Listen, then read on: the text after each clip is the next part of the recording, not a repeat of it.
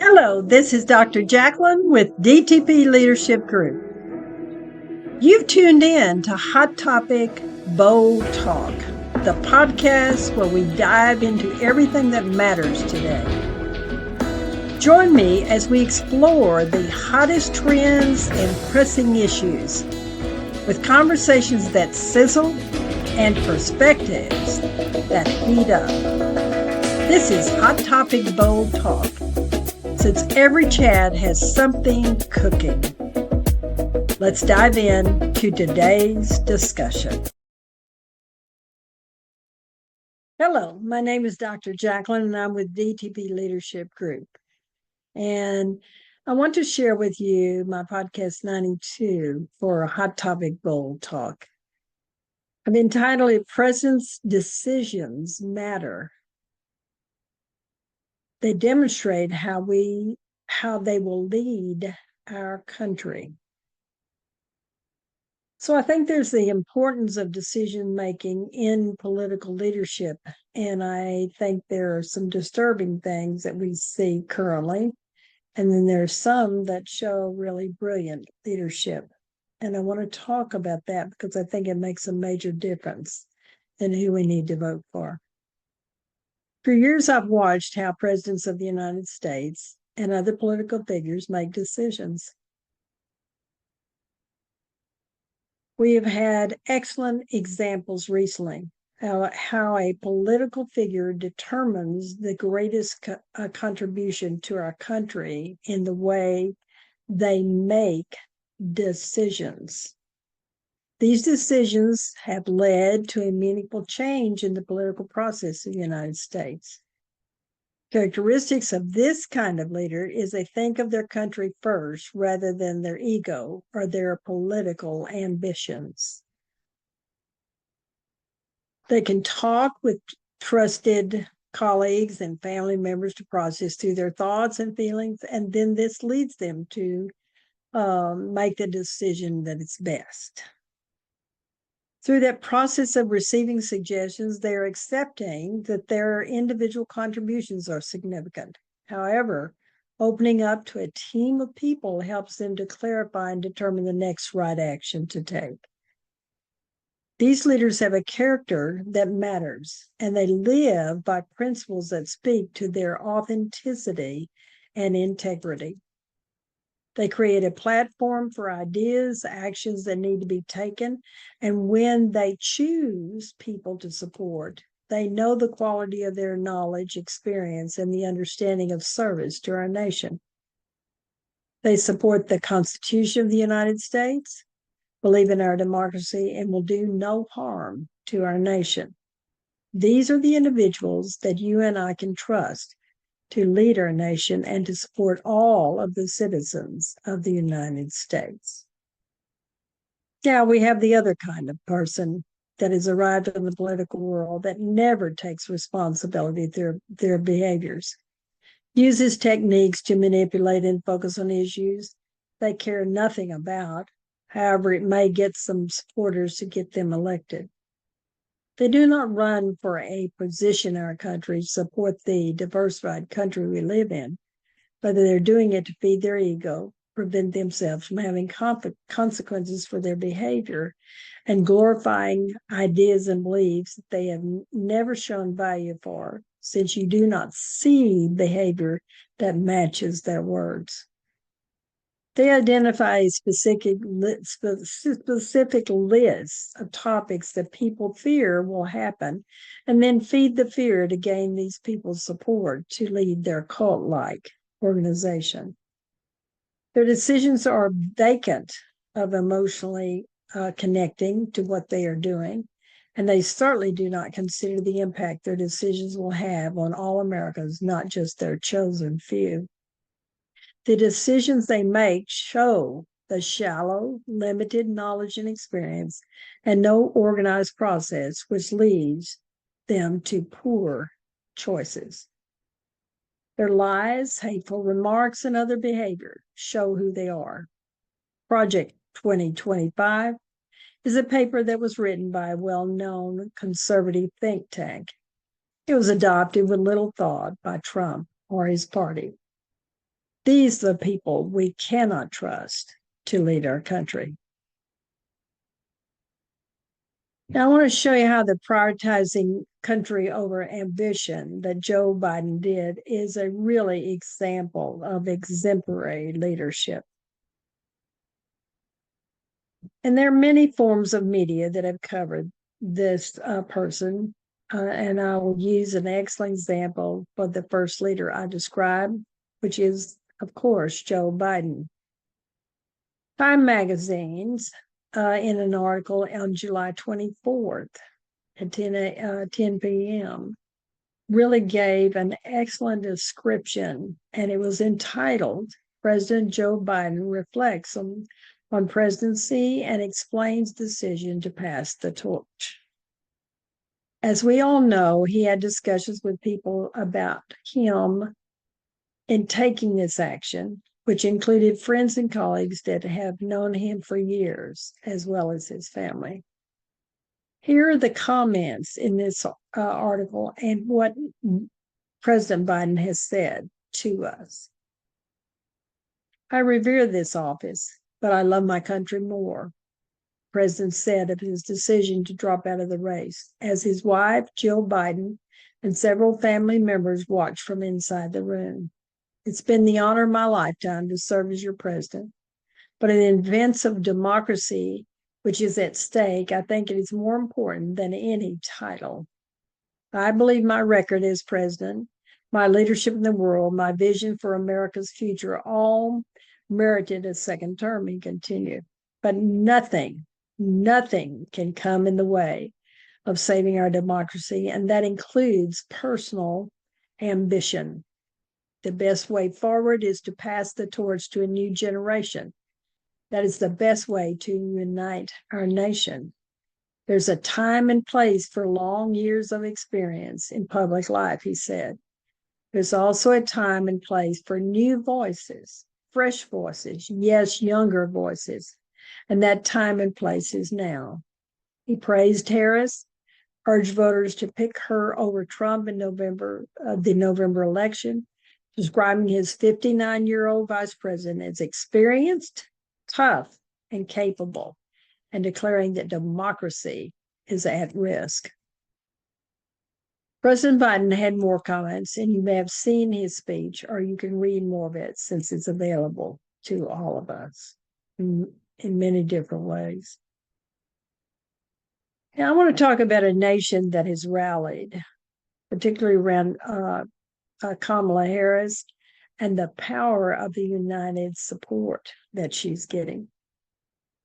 There are several comments I could choose from, but I've decided to take the one that I think really shows the massive amount, the huge amount that Kamala Harris is getting. Her campaign is highly organized, and there are people involved in ways to move her forward to be the next president of the United States. All of her decisions as she talked with Biden in withdrawing from the race are ways that true leaders who are thoughtful servants of our country exhibit when the time comes to change course of action. One of my favorite articles is in The Week on August 2nd, 2024. It's entitled, Democrats Flock to Harris as Biden Exits Race. I encourage you to read this entire thing, which is quite lengthy, and it has excellent comments from both liberal and conservative voices of the media. They all have opinions, and of course, there's some that are different from the others. I think the last paragraph is important, though. Perhaps, because this is what is said, perhaps, but the passing of a baton has ultimately transformed the race and the party, said Jonathan Chait in the New York Magazine. To stop a mentally disordered, aspiring Caldido from seizing the world's most powerful democracy, Biden put his ego aside. And the Democratic Party has raised itself from the corporate that has consumed it from months and risen to the task before it. There's still a hard road ahead. But this week, 2 years of drift and decay disappeared instantly in a blinding light of hope. A very powerful statement after I read all the others. It's interesting to me as Forbes lists every day new groups that are raising funds and supporting Harris. Here's a comment from their August 1st article in the Wealth and Entrepreneurs section. More than 100 venture capitalists pledged Wednesday to vote for Kamala Harris, our vice president, including billionaires like LinkedIn co-founder Reid Hoffman, Mark Cuban, Bernard Khosla of Khosla Ventures, and lowercase capitalist Chris Sacca. The pro-Harris VC effort comes as a coalition of high-profile Silicon Valley executives have supported former President Trump. But here's what was said about that choice. They don't speak for me. They don't speak for most of us.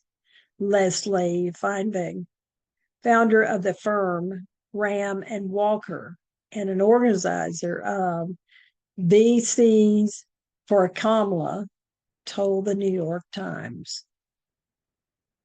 Again, in Forbes on Monday, August 5th, we have in the Money and Politics section, Kamala Harris's political campaign has gone viral. Her social media accounts ranked up 70 million engagements the week after President Joe Biden endorsed her, according to the data shared with Forbes by a social media tracking firm.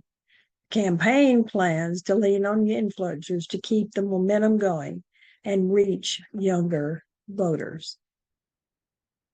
In the Times article on July 31st, Philip Elliott says, and his title of his article is Kamala Harris candidacy will break a unique barrier in 3 states.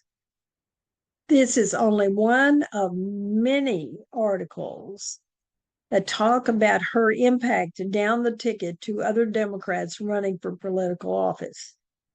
In this article, they say when Kamala Harris arrived in the Senate in early of 2017, she was only the sixth Black person to win election to the chamber since Reconstruction, and just the second Black woman to be there. Now the vice president and presumptive Democratic nominee for presidency could help a third and fourth Black woman join the Senate through elections in Maryland and Delaware. And the next comment is important to me since I live in Texas. So this article says, and if things keep trending in the Democrats' direction, she might even help an 8th Black politician make it to the Senate by way of Texas ballot boxes. He's an outstanding gentleman. This article provides more examples, and I'll provide more resources to see the amazing movement going on in the Democratic Party with the help of independents and never Trumpers. And I've got a fascinating thing I'm going to share with you about the never Trumpers in another podcast. But the critical choice of running mate, I want to contrast the approaches in leadership because it matters about how people lead and the way they make decisions. You would think there'd be a thorough vetting of your running mate. The second type of person I described that I went into detail about in the beginning of this podcast is the one that is very ineffective as a head of an organization and does not make responsible and workable solutions for our country. Trump's son, who has never been in politics and has only worked for his father, got Trump to pick J.D. Vance as vice president for the ticket. J.D. Vance is 39 years old, has barely served in the Senate, and has never run or managed a business. His past comments about Trump are negative, and to see him flip his position and become a person who idolizes Trump needs to create a question in all of our minds as to how sane he really is. The Atlantic Daily, Friday of August 2nd, Laura Kelly has excellent points about this extremely inadequate choice. Why pick him, they might wonder, when more qualified Republicans were available? That question may be on voters' minds, given the other crucial role of the vice president taking over as a successor if the president dies or is unable to serve while in office, a situation that has become especially relevant in recent elections. Trump would be the oldest president if he made it again in that position. The oldest president in history. For all of Vance's weaknesses, Trump is still not likely to drop him from the ticket, Goldstein said in the article. For Trump to replace him would be an acknowledgement of making a bad decision. Now, she goes on more about how the Republicans may try to cover him up because he's done some really inappropriate things. Trump himself is not doing well either. His speech at the Black Journalists Convention was a disaster. And if you want a valuable resource to read about it, CNN has one that's excellent on Tuesday, July 30th. And as you know, I do give my references at the end of the podcast. So if you want those, you'll have it available. You can look for yourself. But here's the thing that I think is important about that article. Black journalist group faces member backlash over Trump's speaking invitation. The organization on Tuesday drew a torrent of criticism over its decision to invite Donald Trump to sit for an interview at its annual convention. Some of its most prominent members publicly expressed dismay. Another description that comes from the Houston Chronicle on Thursday, August 1st, I think also has an excellent description and describes some very important things about this conference, or this, and it's entitled Locals React to Trump's NABJ Appearance. And here's a sample of what the comments were. As Trump began to speak in Chicago, Martin was sharing his reaction on Twitter. It's 100% trash, he wrote. Trump's record is clear and doesn't record anything that is inclusive or represent what NABJ is about, said Senator Walker, who's a former president of the Houston Association of Black Journalists. The article ends with this comment. The disrespect he showed on the Chicago stage should never have been tolerated. There have been a lot of comments about that. Now, the article in the New York Times on Monday, August 5th, has an article that says, to Vance, gaining power means breaking the left.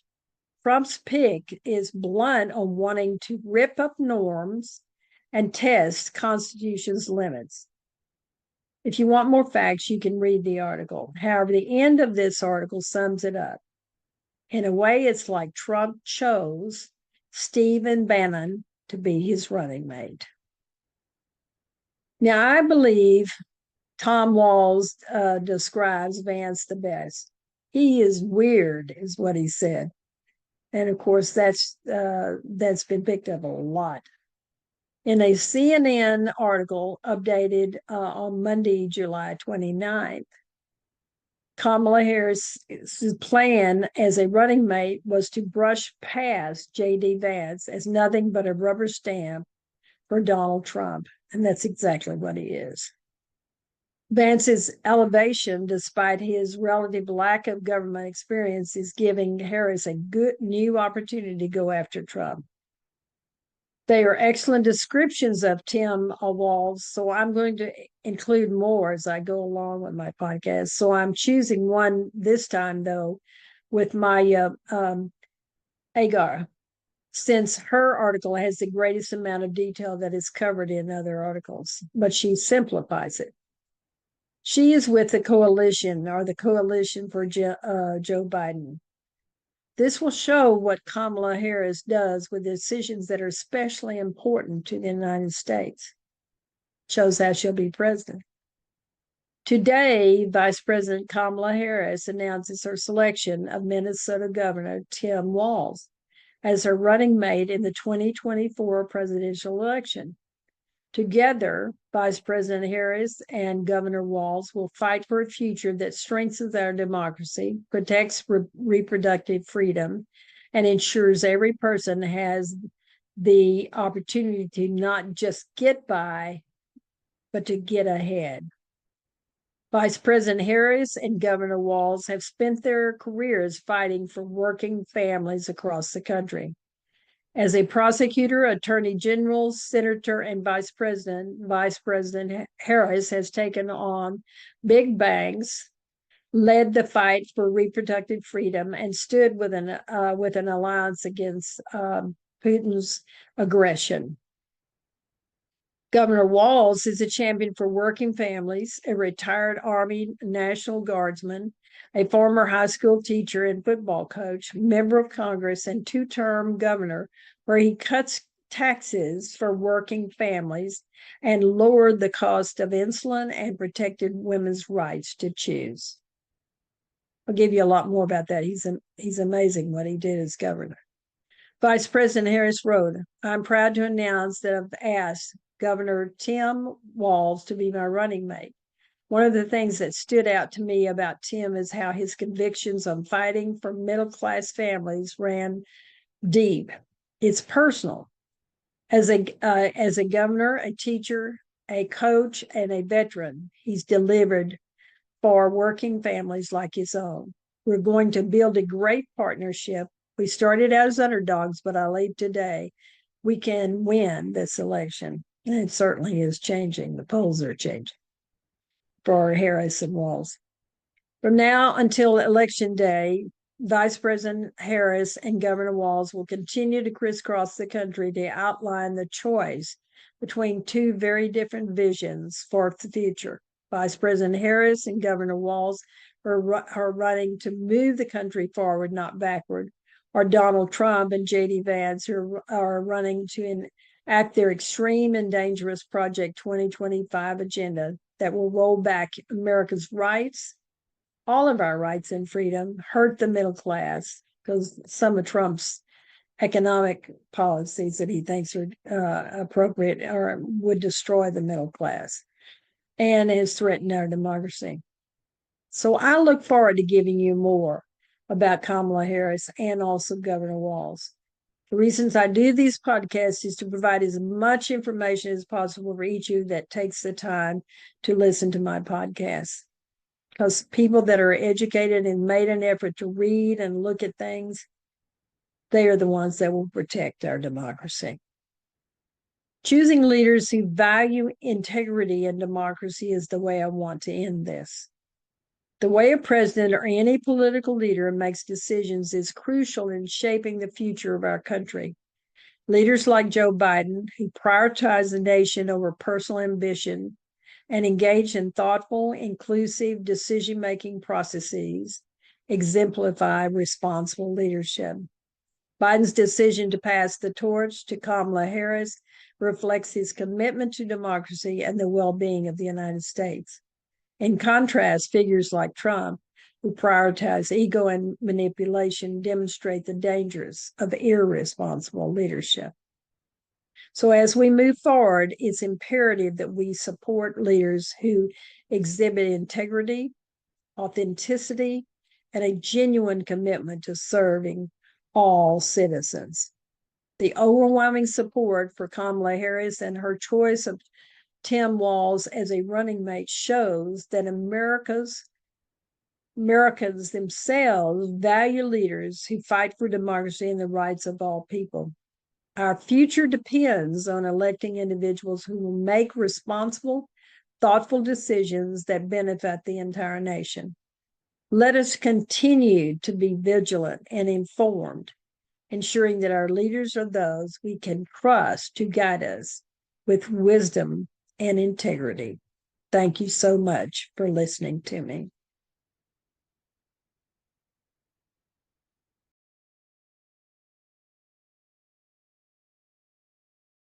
There you have it. Another episode of Hot Topic Bold Talk is in the books.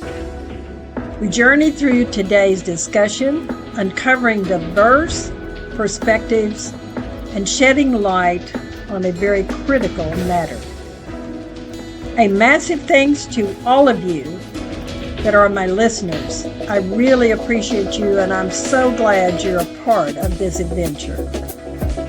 Feel free to drop your views in the polls and the Q&A section.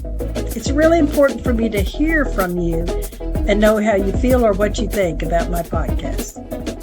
Gear up for more intriguing discussions in our next episode. Until then, stay connected, stay engaged, and let's keep those conversations buzzing. Thank you.